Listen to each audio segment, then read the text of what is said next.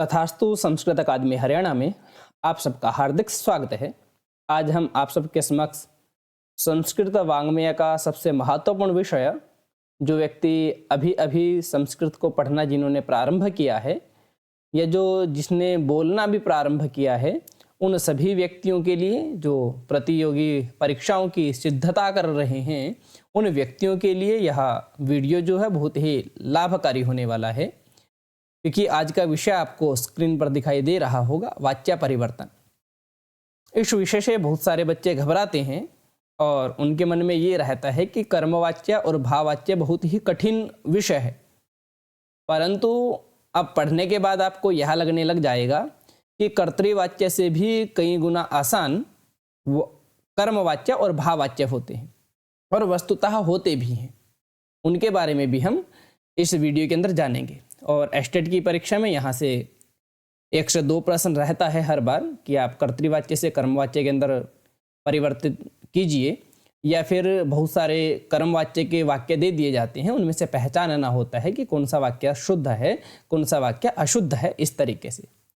तो चलिए हम इस वीडियो को प्रारंभ करते हैं। आप सभी को जैसे कि पता है कि वाच्य 3 प्रकार के होते हैं। वाच्य 3 प्रकार के होते हैं। उनमें से जो सबसे पहला है वह कर्तृवाच्य, जिसका आप सब प्रयोग करते हैं। उसके बाद होता है कर्मवाच्य। उसके बाद होता है भाववाच्य। तो ये 3 तरीके से वाच्य होते हैं। इनके बारे में आप एक के विषय में सभी जानते हैं, कर्तृवाच्य। तो अब पहले प्रश्न ये करते हैं कि कर्तृवाच्य होता क्या है। वीडियो हो सकता है कि थोड़ा लंबा हो जाए, परंतु आपको इस वीडियो में प्रत्येक समस्या जो आपके सामने कर्मवाच्य भाववाच्य के अंदर आती है, प्रत्येक समस्या का समाधान हो जाएगा। तो कर्तृवाच्य क्या होता है? जहां पर कर्ता के अनुसार क्रिया होती है।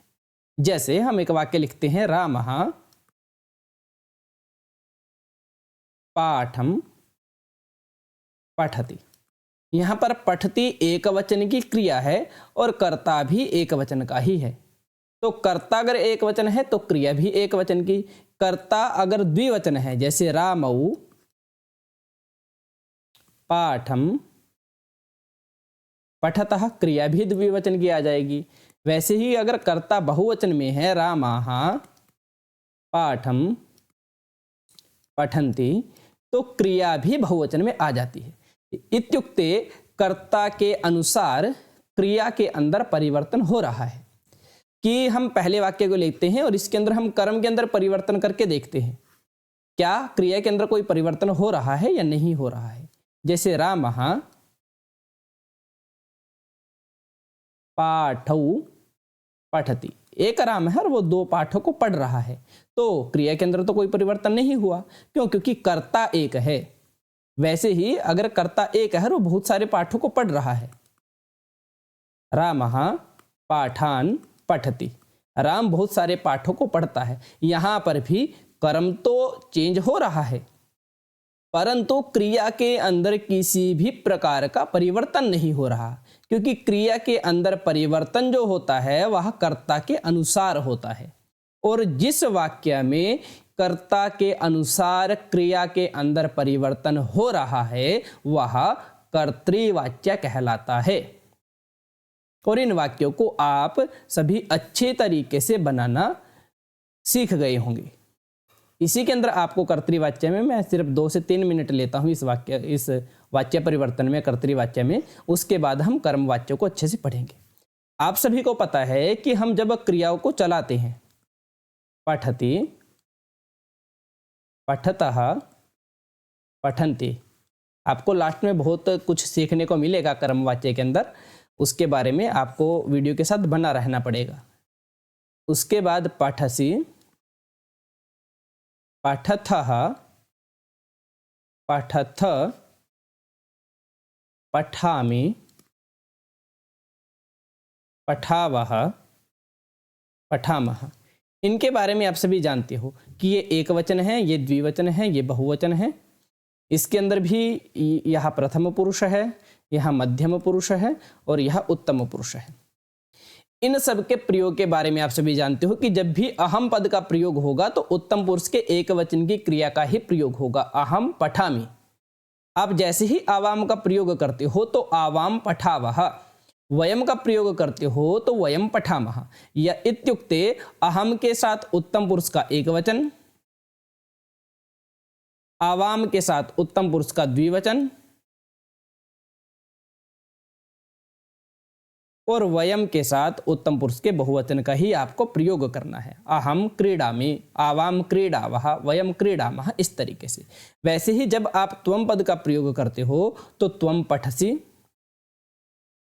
युवाम पठतः, युवाम पठतः, यूयम पठथ, इस तरीके से आपको प्रयोग करना है। और इन 6 शब्दों को छोड़ करके त्वम, युवाम, यूयम, अहम, आवाम, वयम, इनको छोड़ करके कुछ भी हो सब प्रथम पुरुष की क्रिया का ही प्रयोग होता है। रामः पठति, सः पठति इत्युक्ते आपको इन 6 का ही ध्यान रखना है। उसको छोड़ करके जो कुछ भी आपके सामने कर्तृवाच्य के अंदर आए तो उसके लिए प्रथम पुरुष की क्रिया का ही प्रयोग होता है। अब महत्वपूर्ण बात आ रही है आप सबके लिए कि कई बार क्या हो जाता है, वाक्य के अंदर प्रथम पुरुष का भी प्रयोग होता है और मध्यम पुरुष का भी प्रयोग होता है कि वह और तुम जा रहे हो, या राम और तुम जा रहे हो, ऐसा कोई वाक्य आ गया आपके सामने तो रामः त्वं च।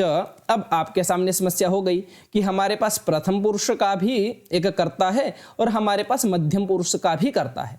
और ये प्रश्न हर बार परीक्षा के अंदर आ रहा है कि जब आपके सामने प्रथम पुरुष का भी कर्ता हो और मध्यम पुरुष का भी कर्ता हो, ऐसी सिचुएशन में आपको पहले तो ये देखनी है कि कर्ता हैं कितने। तो कर्ता हमारे पास 2 हैं, तो आपको प्रथम पुरुष से बलवान रहता है मध्यम पुरुष, तो मध्यम पुरुष के द्विवचन का ही प्रयोग करना है। ऐसा कोई वाक्य आ जाए कि जिसके अंदर मध्यम पुरुष भी हो और उत्तम पुरुष भी हो, तो मध्यम पुरुष से उत्तम पुरुष बलवान रहता है। या हम कहें इस तरीके से, हमने कोई वाक्य बनाया कि तुम और मैं पढ़ रहे हैं, त्वम अहम च। अब इसके अंदर मध्यम पुरुष भी है और उत्तम पुरुष भी है, तो जहां पर मध्यम पुरुष और उत्तम पुरुष दोनों आ रहे हैं वहां पर उत्तम पुरुष की ही क्रिया का प्रयोग करना है। अब आपको देखना ये है कि कर्ता 1 है, 2 हैं या 2 से अधिक हैं। तो 2 कर्ता हैं तो द्विवचन की क्रिया का प्रयोग कर लेंगे, त्वम अहम च पठावः, इस तरीके से। अगर कर्ता यहां पर ये भी होता कि रामः त्वम अहम च, तो फिर यहां पर पठामः पद का प्रयोग हो जाता। अब आपकी बुद्धि के अंदर इस तरीके से आ जाना चाहिए कि जहां जिस वाक्य में प्रथम पुरुष, मध्यम पुरुष और उत्तम पुरुष ये तीनों रहते हैं वहां पर उत्तम पुरुष की क्रिया का ही प्रयोग होता है। जिस वाक्य में प्रथम पुरुष और मध्यम पुरुष होते हैं वहां पर मध्यम पुरुष की क्रिया का ही प्रयोग होता है। जिस वाक्य में मध्यम पुरुष और उत्तम पुरुष रहते हैं उस वाक्य में उत्तम पुरुष की ही क्रिया का प्रयोग होता है। अब कर्तृवाच्य में आपको जो समझने वाली बात थी वह यह थी कि इसके अंदर ये 121 का नियम चलता है। कर्ता के अंदर प्रथमा विभक्ति रहती है कर्तृवाच्य के अंदर, कर्म में द्वितीया विभक्ति रहती है और क्रिया जो है वह कर्ता के अनुगुण ही आती है, कर्ता के अनुसार ही आती है। कर्ता अगर एक वचन में है तो क्रिया भी एक वचन की, कर्ता अगर द्विवचन में है तो क्रिया भी द्विवचन की, कर्ता अगर बहुवचन है तो क्रिया भी बहुवचन की। अब आपको यह कर्तृवाच्य स्पष्ट हो गया होगा। उसके बाद अब बारी आती है कर्मवाच्य की, जो बहुत ही महत्वपूर्ण विषय है। अब कर्मवाच्य के अंदर क्या होता है? कर्मवाच्य का अर्थ होता है कि जहां पर कर्म के अनुसार क्रिया आ रही है, जहां पर कर्म के अनुसार क्रिया आ रही है उसको कर्मवाच्य कहा जाता है। अब कर्मवाच्य समझने से पहले आपको 2 तरीके से वाक्य को समझ लेना चाहिए कि 2 प्रकार की क्रियाएं होती हैं। कुछ साकर्मक क्रियाएं होती हैं, कुछ आकर्मक क्रियाएं होती हैं। साकर्मक क्रियाएं वो होती हैं जिनके अंदर कर्म विद्यमान रहता है, जैसे रामः पाठं पठति। अब यहाँ पर आपको कर्म दिखाई दे रहा होगा, तो इत्युक्त यह साकर्मक धातु है, कर्म से युक्त धातु है। और ऐसी कुछ धातुएं जिनके अंदर कर्म संभव ही नहीं है। वैसे तो सभी धातुओं के अंदर कर्म बन जाता है कैसे न कैसे, परंतु ऐसी धातुएं जहां पर कर्म होता ही नहीं है, जैसे सहा हसती। ऐसी बहुत सारी धातुएं हैं, लज्जा, सत्ता, स्थिति, जागरणम, वृद्धि, क्षय, भय, जीवित, मरणम, नर्तन, निद्रा, रोदन, हास, स्पर्धा, कंपन, मोदन, हासा। इस तरीके से बहुत सारी धातुएं हैं कि सत्तार्थ में जितनी धातुएं होती हैं वो अकर्मक होती हैं। ये सहा हसती, अब इसके अंदर कर्म हो ही नहीं सकता, ये धातु कैसी है? आकर्मक। तो कुछ धातुएं वो जो आकर्मक ही होती हैं, सहा हसती हो गया कि सहा विद्यते, वह है। अब सत्तार्थ में जो धातुएं हैं वहां भी आकर्मक होती हैं, वहां भी कर्म संभव नहीं होता है। तो आकर्मक धातुओं के साथ कर्मवाच्य का प्रयोग नहीं हो सकता, यानी जिनके अंदर कर्म है ही नहीं उनका तो कर्मवाच्य के अंदर प्रयोग होगा ही नहीं। इसको भी हम समझेंगे। उसके बाद साकर्मक धातु के अंदर कर्म होता है, परंतु कई बार क्या होता है, हम कर्म को वाक्य के अंदर नहीं जोड़ते। हमने ये कहा केवल रामः पठति, इस अवस्था में रामः पठति, यहां पर जो धातु है यह आकर्मक ही कहलाएगी, क्योंकि आपने यहां पर कर्म को नहीं जोड़ा। धातु की साकर्मकता और आकर्मकता आपकी विवक्षा के ऊपर अधीन है, आधारित है। अगर आप धातु के अंदर कर्म बोलना चाह रहे हो तो तब तो वह साकर्मक बन जाएगी, परंतु अगर आप कर्म का प्रयोग नहीं कर रहे हो तब वह धातु आकर्मक ही कहलाएगी। तो अब आपके लिए मैं एक बात स्पष्ट कर देता हूं कि हमारे पास दो प्रकार की धातुएं हैं, कुछ साकर्मक धातुएं हैं, कुछ आकर्मक धातुएं हैं, और इसी तरीके से हमारे पास तीन प्रकार के वाच्य हैं। एक कर्तृवाच्य है, एक कर्मवाच्य है, एक भाववाच्य है। तो साकर्मक धातुओं से कर्तृवाच्य बनाया जा सकता है, जैसे रामः पाठम पठति, या भाववाच्य बनाया जा सकता है, रामेण हस्यते, उसके बारे में भी हम चर्चा करेंगे। असम्यताम, कर्मवाच्य बनाया जा सकता है साकर्मक, रामेण पाठः पठ्यते, उसके बारे में भी हम चर्चा करेंगे। जो आकर्मक धातुएं हैं उन आकर्मक धातुओं से कर्तृवाच्य बनाया जा सकता है, जैसे रामः पठति, और उनसे भाववाच्य बनाया जा सकता है, रामेण पठ्यते या रामेण हस्यते। तो ये बात आपको ध्यान रखनी है, यानी आकर्मक धातुओं से ही भाववाच्य को बनाया जा सकता है।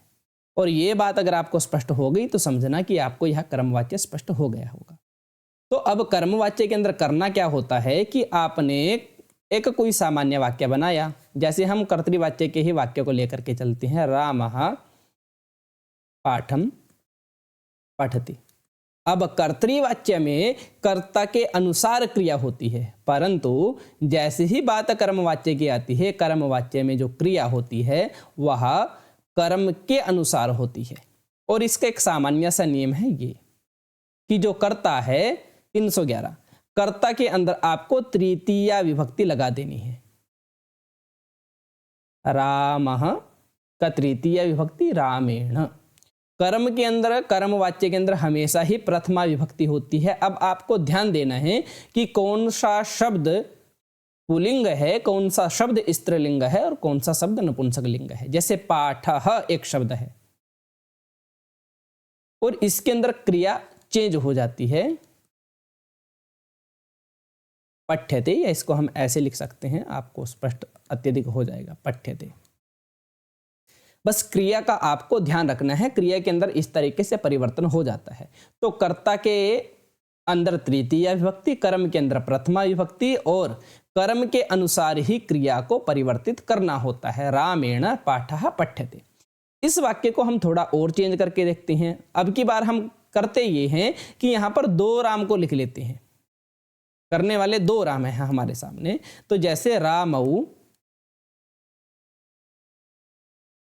पाठम पठतः हमने एक वाक्य बनाया था, इसका हम जैसे ही परिवर्तन करेंगे, इसके लिए भी हमको उन्हीं बातों का ध्यान देना पड़ेगा कि कर्ता के अंदर तृतीया विभक्ति तो दो हैं, तो यहां पर तृतीया का द्विवचन रामाभ्याम। अब यहां पर पाठः एक है तो यहां पर भी एक, और क्रिया कर्ता के कर्म के अनुसार पठ्यते। अब यहाँ पर आप ध्यान दो, कर्तृवाच्य के अंदर रामः रामौ जैसे आपने चेंज किया द्विवचन में, तो क्रिया भी द्विवचन के अंदर परिवर्तित हो गई। यहाँ पर कर्मवाच्य में कर्म एक वचन में ही है, पाठः, तो क्रिया के ऊपर कोई प्रभाव नहीं पड़ा। कर्ता हमने 1 से 2 बना दिया, परंतु क्रिया के ऊपर कोई भी प्रभाव नहीं है। तो जहां पर कर्म के अनुसार क्रिया रहती है उसको कर्मवाच्य कहा जाता है। ऐसे ही हम एक वाक्य और बना करके देखते हैं, रामाः पाठम पठन्ति। अब रामाः जो है उसका आप बहुवचन के अंदर रूपांतरण करोगे तो राम ही बन जाएगा। यहाँ पर पाठः और पठ्यते। अब इनके अंदर आप देखोगे कि रामय ही पाठः पठ्यते, अर्थ वही है, आपके बोलने की जो लहजा है वह परिवर्तित हो जाता है। आप कहिए रामः पाठम पठति, राम पाठ पढ़ता है, या राम के द्वारा पाठ पढ़ा जाता है, अर्थ वही है। आप अपनी बात को समझाना चाह रहे हैं, वही कर्तृवाच्य से भी समझा सकते हैं, वही आप कर्मवाच्य से भी समझा सकते हैं, परंतु आप वाक्य को अलग अलग रूप के अंदर परिवर्तित कर सकते हो। रामैः ही पाठः पठ्यते। अब आपको इतना ज्ञान हो गया होगा कि जैसे ही हम कर्मवाच्य को बना रहे हैं, उस कर्मवाच्य में कर्ता के अंदर हमको हमेशा ही तृतीया विभक्ति का प्रयोग करना है, और उसके साथ साथ ही जो क्रिया होगी उस क्रिया के अनुसार ही असम्यताम, जो कर्म है उस कर्म के अनुसार ही आपको क्रिया का प्रयोग करना है। अब आप कहेंगे कि हमको इन धातुओं का ज्ञान कैसे होगा, कि हम कर्मवाच्य के अंदर जो परिवर्तन कर रहे हैं वह कैसे होगा। तो उसके लिए मैं आपको कुछ धातुएं बता देता हूं। जैसे गच्छति जो है, उस गच्छति को आप कर्मवाच्य में परिवर्तित करोगे तो बन जाता है गम्यते। आसान है, सब आपको मूल धातु देखनी है। पठति से बन जाता है पठ्यते, यते यते जोड़ते चलना है। पतति से बन जाता है पत्यते। वदसी से बन जाता है वदति से उच्यते। इनको हम परिवर्तित करके देखेंगे सबको। पिबति, पिब धातु है, पिब को पा आदेश हो जाता है, बन जाता है पीयते। उसके बाद लिख से बन जाता है लिख्यते। नयति से बन जाता है नीयते, नियते ले जाता है। पश्यति बन जाता है दृश्यते।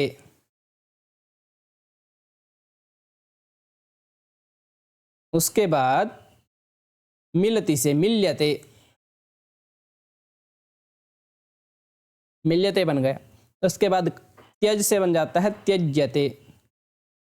इन सबको आप बना करके देखना, अभी हम साथ साथ प्रैक्टिस करेंगे। खादति से बन जाता है खाद्यते, खाद्यते।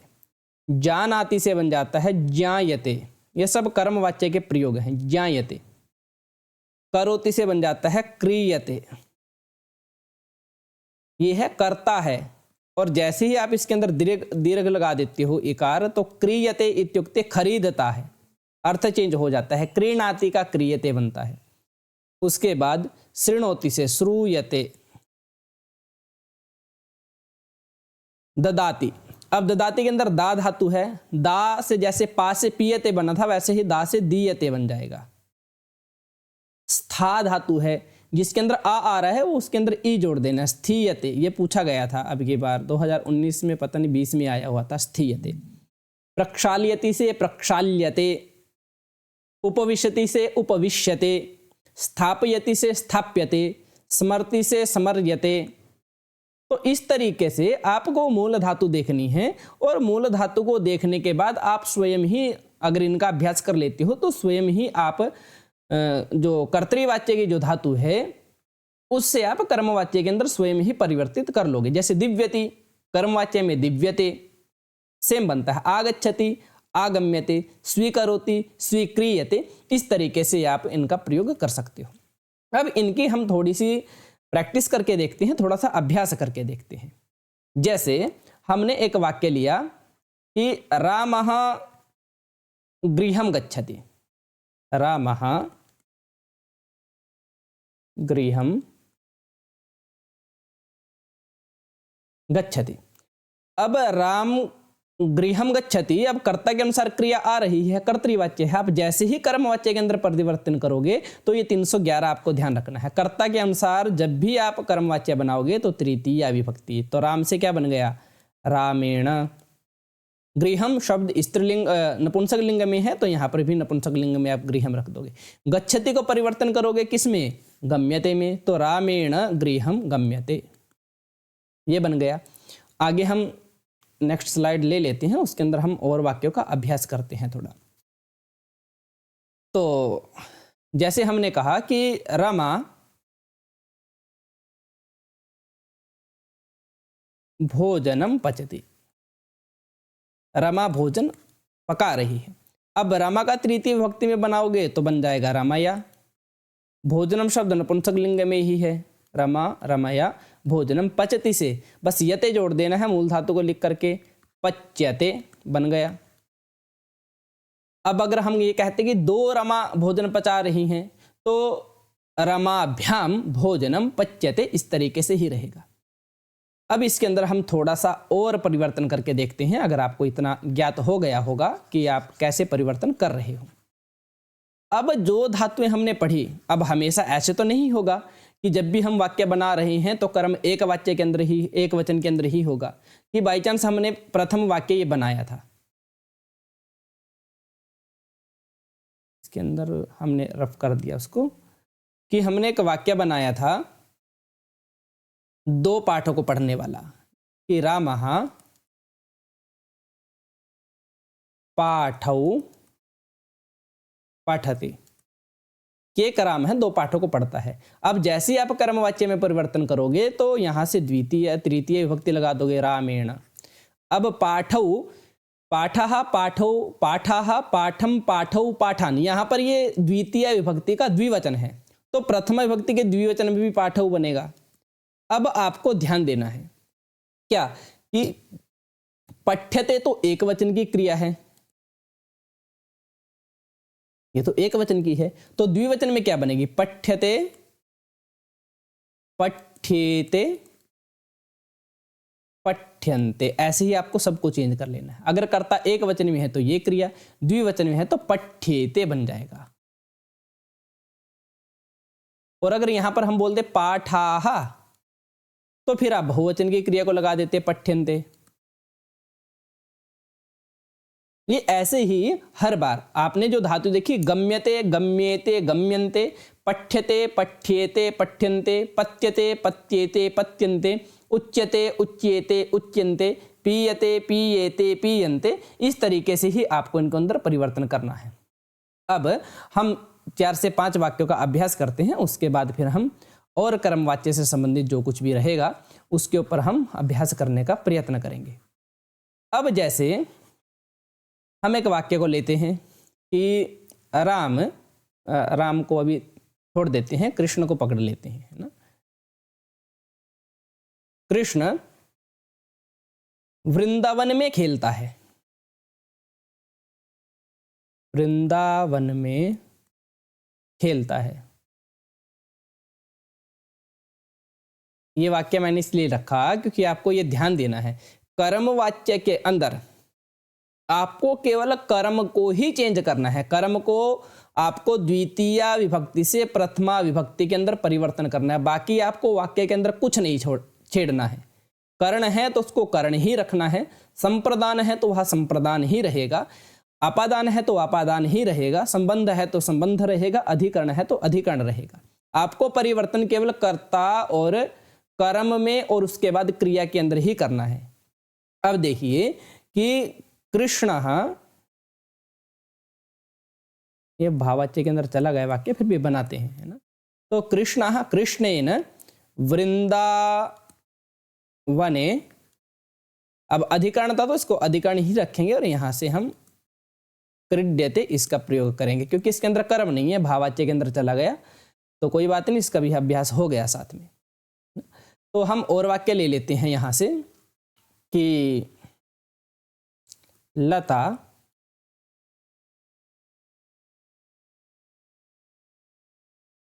पुष्पाणि स्वीकरोति, करोति। अब लता की तृतीय विभक्ति बनेगी लतया, पुष्पाणि बहुवचन में है और प्रथम के एकवचन में भी पुष्पाणि ही बनेगा। अब स्वीकरोति आपने बनाया था स्वीक्रियते, स्वीक्रियते,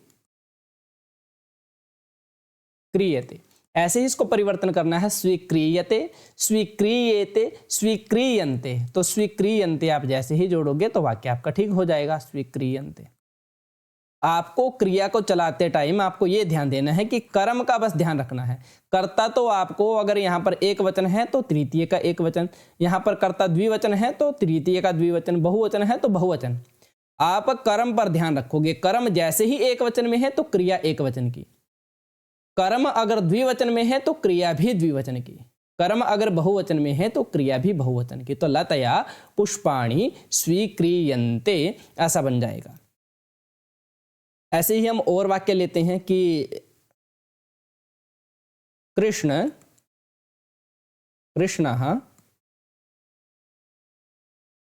ग्रामात् गृहम् आगच्छति। अब मैंने आपको कहा था कि कर्म को और क्रिया को और कर्ता को ही छेड़ना है, बाकी संप्रदान इत्यादि को, अपादान को आपको नहीं छेड़ना है। तो कृष्ण से तृतीय में जैसे आप जाओगे बन जाएगा कृष्णेन। यह अपादान है तो अपादान के अंदर ही रखोगे। ग्रामात्, गृहम एक वचन में भी प्रथम में भी बनता है और द्वितीय के एक वचन में भी यही बनता है गृहम। आगच्छति को चेंज करोगे आगम्यते के अंदर, आगम्यते। अब यहाँ पर चाहे कृष्ण 2 हो, 3 हो, 4 हो, अपने को कोई फर्क पड़ने वाला नहीं है। 2 कृष्ण होते तो कृष्णाभ्याम, कृष्णाः ग्रामात् गृहम् आगच्छन्ति ऐसा होता तो कृष्ण ही, केवल ये चेंज हो जाता। तो अब आपको इतना ध्यान में आ गया होगा कि जहां पर कर्म के अनुसार क्रिया के अंदर परिवर्तन हो रहा है वह कर्मवाच्य कहलाता है। अब कर्मवाच्य के अंदर ही बहुत सारे प्रत्ययों का भी प्रयोग होता है, उनकी हम अलग से प्रैक्टिस करेंगे। जैसे क्ता प्रत्यय हुआ भूतकाल में, तव्यत अन्यर प्रत्यय हुए, ऐसे बहुत सारे प्रत्यय हैं। जितने भी कृत्य प्रत्यय हैं, तव्य तव्यतं चैव अन्यर केलिमरौ तथा यतम नियतम किपम चापि कृत्यान सप्त प्रचक्षते। तो कृत्य प्रत्ययों का प्रयोग इसी के अंदर ही होता है। तो इन प्रत्ययों की हम अलग से ही प्रैक्टिस करेंगे, तब अपने को यह समझ में आ जाएगा कि कहाँ पर क्या हो रहा है। ये भी, इनका प्रयोग भी भाववाच्य के अंदर ही होता है और समयता भाववाच्य के अंदर या कर्मवाच्य के अंदर ही होता है, परंतु हर बार नहीं होता। कई बार क्ता प्रत्यय का प्रयोग कर्तृवाच्य में भी हो जाता है। वो कैसे होगा उसके बारे में हम जानेंगे। इसमें आप सामान्य एक बार पढ़ लीजिए। उसके बाद भाववाच्य बिल्कुल आसान है, जो क्रियाएं आपने कर्मवाच्य के लिए पढ़ी हैं। अगर कर्म नहीं है, जैसे रामः पठति, अब इसके अंदर कर्म नहीं है तो आपको ये ध्यान रखना है, बस क्रिया हमेशा एक वचन की ही रहती है भाववाच्य के अंदर। तो इसके अंदर आप तृतीय भक्ति जोड़ोगे, कर्ता में परिवर्तित कर देना है। पठति से बन गया आपका पठ्यते, ये भाववाच्य बन गया। सहा हस्ति, यहां से इसको परिवर्तित करोगे तो तेन हस्यते।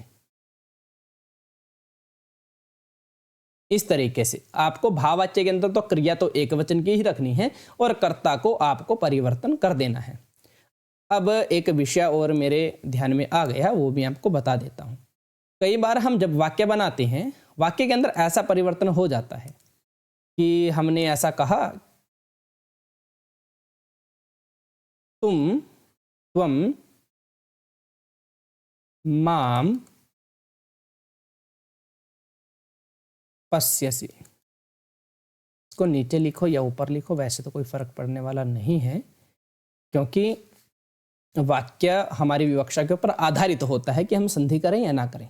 तो फिर भी त्वं माम पश्यसि। अब इस वाक्य को परिवर्तित करके देखते हैं कर्मवाच्य में। त्वं का जब हम तृतीय का एक वचन बनाएंगे तो बनेगा त्वया। माम का बन जाता है अहम, अहम आवाम वयम माम। अब क्रिया को यहां पर देखिए, आपने पढ़ा है दृश्यते। अब वाक्य के अंदर अहम पद आ गया, तो अहम आ गया तो अहम के अनुसार ही क्रिया का प्रयोग करना पड़ेगा। ये ऐसे ही चलेगी, दृश्यते, दृश्यते, दृश्यन्ते, दृश्यसे, दृश्येथे, दृश्यध्वे, दृश्ये, दृश्यावहे, दृश्यामहे। तो ऐसी सिचुएशन में यहां पर अहम का प्रयोग है, इसलिए आपको दृश्य का ही प्रयोग करना पड़ेगा। अब आपको इन धातुओं को थोड़ा सा याद करके देखना है, या कोई आत्मनेपद धातु को ले लेना है। यह जायते, जायेते, जायन्ते, जायसे, जायेथे, जायध्वे, जाये, जाया, वहे, जाया, महे। आपको 7 से 8 धातु की प्रैक्टिस कर लेनी है। तो आपको इनके शब्द रूप क्षम्यता धातु रूप आगे चलाते समय आपको समस्या का सामना नहीं करना पड़ेगा। तो उसके बाद मिलते हैं हम और एक नई वीडियो के साथ, जिसके अंदर आप अन्य प्रत्ययों का अभ्यास करोगे। और ऐसा मैं मानता हूं कि इतना आपको स्पष्ट हो गया होगा कि आप कर्तृवाच्य से कर्मवाच्य के अंदर कैसे परिवर्तन कर रहे हो। तो अगर आपको कुछ ना समझ में आए तो आपको कमेंट करना है, और हम उस कमेंट का समाधान करते हुए या तो नई वीडियो की अगर आवश्यकता हुई तो नई वीडियो लेकर के आएंगे, या हो सकता है कि कमेंट के माध्यम से आपको हम उस प्रश्न का प्रत्युत्तर दे दें। तो अगर आपको वीडियो अच्छी लगती है तो एक बार कमेंट बॉक्स में लिख करके अच्छा बताएं कि अच्छी लगती है, या कुछ सुधार करने लायक है तो वह भी बताएं, क्योंकि जितना आप बताओगे उसके हिसाब से सुधार भी किया जा सकता है। तो मिलते हैं एक नई वीडियो के साथ। ओम।